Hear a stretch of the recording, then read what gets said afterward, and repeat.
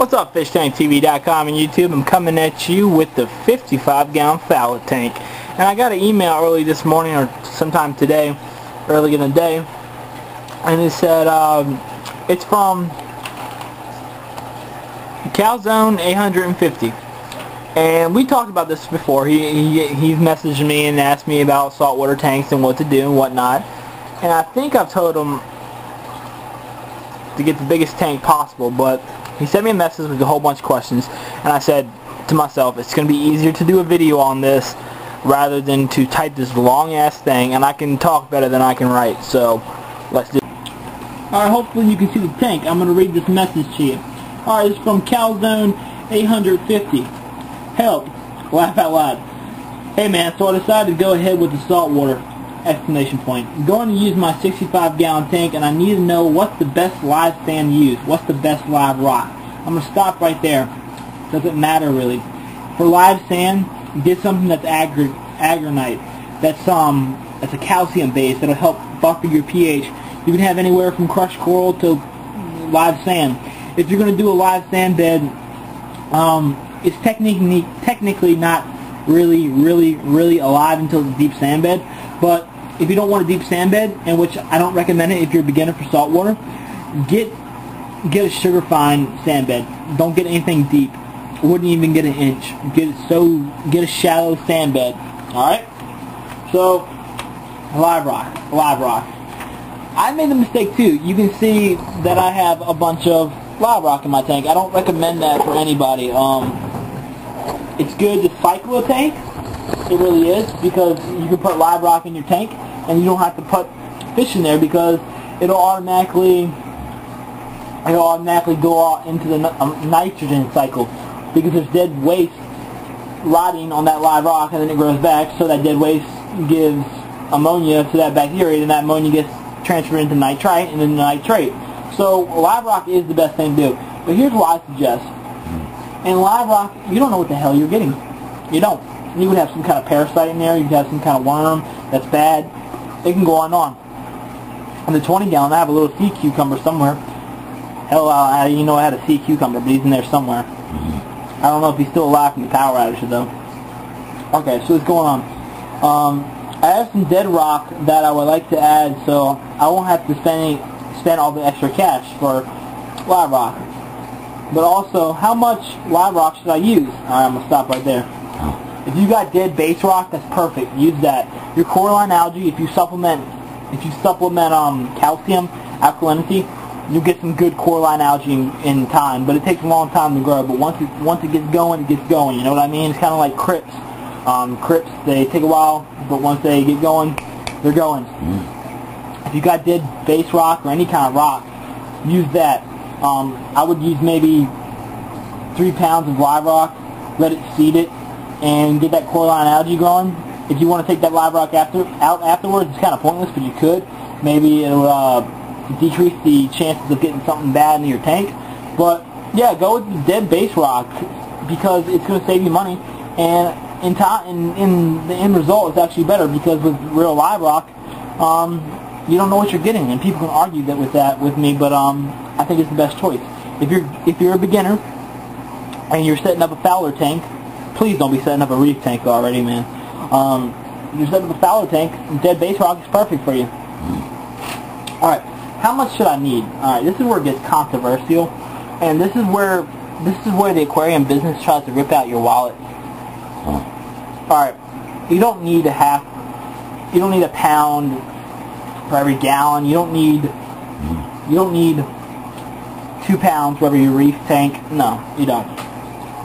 It all depends on your bio load too. I've got about, I don't know, maybe I have about 55 pounds of live rock in here. But before I added those 2 8-pound pieces, I only had about 40 something, and this was in a 55-gallon tank. Say you set up a 10-gallon, maybe you need 5 pounds of live rock, all depending on your livestock, how much you got in there. For a 65-gallon tank, I want to say around 50 pounds of live rock minimum. Try getting that dead base rock, because that's going to save your money, and it's going to save your, since you're a beginner, you won't be able to pick up on the stuff in the early run, so it might affect you in the long run. So get that dead base rock so you don't have to go through that. Alright, keep going. Where did I stop at? In order, blah blah blah, sand. Alright, in order, do I put live rock and live sand in? This could be debated. If you have a shallow sand bed, which you should have if you're a beginner, put the live rock, those big pieces right here, put them on the bottom, then put the sand down, because it's less likely to fall over. It really doesn't matter though. You can put the live rock on the sand, but you're also going to get some detritus under there, unless you have like starfish and stuff that go underneath it. So put the live rock down first, then the sand. Alright, see what else we got here. Alright, your filter has a built-in overflow and a wet-dry trigger filter. Am I supposed to use bio balls, or should I just put live rock in where the bio balls are? Excuse me, I'm chewing gum. Blah blah blah. Would this be considered as a refugium or refugium? No, man. A refugium is basically a place. Think about this. A refuge is a place of safety. Refugium. That's basically a place where you hold macroalgae and plants and seaweeds. That way they can pull out nitrates and phosphates. That is not a refugium. If you have bio balls in your wet-dry sugar filter already, don't go out and buy live rock. Don't do it. You're wasting your money, and if the pet store tells you that, then they just want your money. Simple as that. If you got bio balls, they'll cover it. But I do want to tell you something about bio balls. If you don't clean them every now and then, guess what's going to happen? You're going to get detritus. Alright, maybe I should hold the camera. Alright, now if you don't clean those bio balls every now and then, you're going to get some detritus buildup, and you're going to get, maybe not ammonia because the bacteria take it out, but you're going to get a nitrate spike, and you're wondering why. It's kind of like a hang-on-the-back filter. You got to clean it out. You don't want to clean it all out, though. But what tools do I need? Power heads. How many power heads? It all depends, man. If you're setting up a FOWLR tank, you don't need that much. Hell, you really, for a 65-gallon tank, I would want to say around 500 gallons to 700 gallons water flow. If you can get that in one power head like I got, that's 1,800. You'd be good. Heaters. What size heater do I need for a 65-gallon tank? Shit, I should have bought a pencil. Hold on, let me do the math. Alright, so you should want around a 195, 200 gallon, watt per gallon heater. So a 200 around there, somewhere around there, because you need 3 watts per gallon. So whatever the tank size, multiply that by 3, and that's the size heater you need. Also, how long should I cycle the tank after I put live sand and live rock in there? The video is of the tank that will be converted to salt water, already emptied and cleaned out. Alright, so you want to cycle the tank, and when you want to stop cycling it. Alright, I got to tell you the different ways to cycle a saltwater tank. One, live rock. You don't have to put any fish in there. The cycle will automatically do itself, and you don't have to kill a fish. That's the glory of live rock. But if you don't get live rock in there, the other way is to put stuff like hardy fish in there, like damsels, like that damsel right there. They can withstand the high ammonias and stuff most of the time. So you can do that, or here's the best way, in my opinion, because it has the benefit of live rock, but you don't put the live rock in there, so you don't get the stuff you don't want. And it has the benefit of the fish. Just feed the tank. Some people put a whole load of shrimp in there and just wait till the nitrates and stuff go down. Or some people just feed it like you're feeding fish, but there's no fish in there.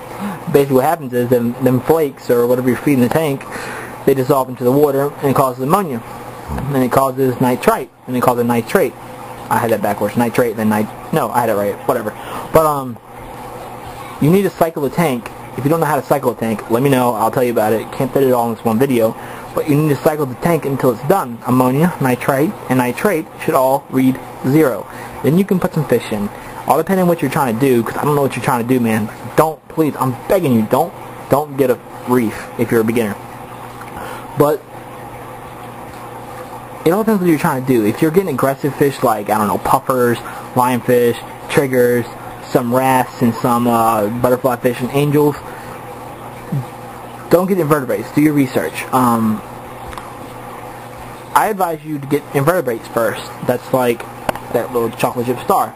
Well, not little, but he's getting big. He's little for his species. They get around 1 foot and 2 inches. So he's a tiny guy still.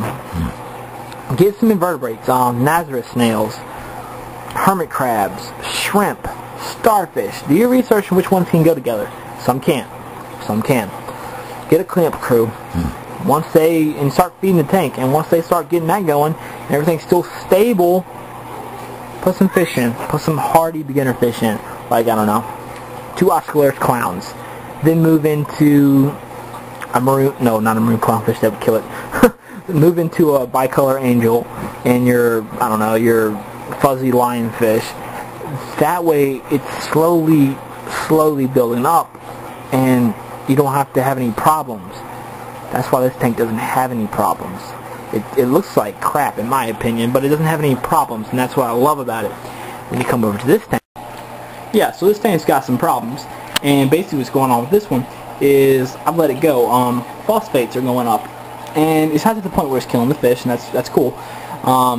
Phosphates are basically giving birth to cyanobacteria, not red slime algae, cyanobacteria. Same thing, but the real term is cyanobacteria. It's not algae. And I'm going to do episodes of Wayne's Insight where I take care of cyanobacteria, and I'm going to do that for you guys. So basically, man, KALZONE850, dude, I'm not trying to be mean, but before you even set this tank up, do your research. And when I mean do your research, don't do it like you do freshwater. No, that's not adequate enough. You need to go out there and do research again, and again, and again, and again, and again, and again, and do it some more, and then some more again, and then again. And then put together your plan, and do some more research again, and again, and again, and again, and again. And make sure your plan works with everything you plan on getting, all your fish, all your invertebrates, whatever. Do some more research, and then go out and do the stuff to make it actually happen.